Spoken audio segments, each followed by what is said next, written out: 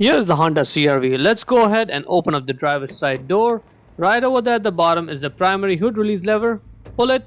Now in front of the vehicle on top of the Honda emblem, put one finger in there and then push it right. While it's pushed right, lift up the hood. This is how the secondary lever works. Now this hood requires a prop rod to stay in place, so get the rod out of there, put it right over there in that slot and let it go. Good.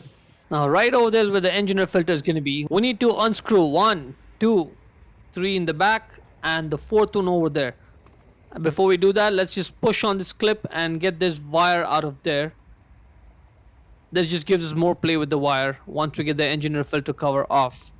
Now you can either use the Phillips head screwdriver or a 8mm socket ratchet combination to unscrew these bolts. Again, these bolts will not just come right out, they'll just get really loose and they'll stay on the top part of the airbox there. So 1, 2, 3 in the back there.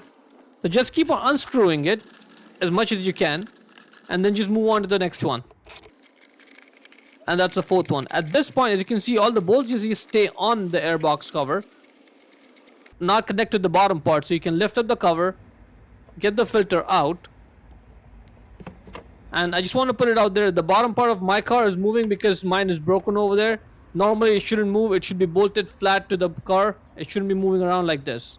Now the way it works with the filter is that outside air comes from the bottom, all the dirt gets trapped over there, and then clean air from the top goes into the engine. Check the link in the description to buy the new one from Amazon for yourself. And when you put it back in, it should be in the same orientation as the way I'm showing. You see that little grab handle notch over there? See where it's positioned? It should be the same way in your car as well. Now let's put this cover back on. And it's the same process in reverse. We just need to tighten those 4 bolts down. 1, 2, 3 and 4. And it's going to take a couple minutes. So just be patient with this. But it's just simple.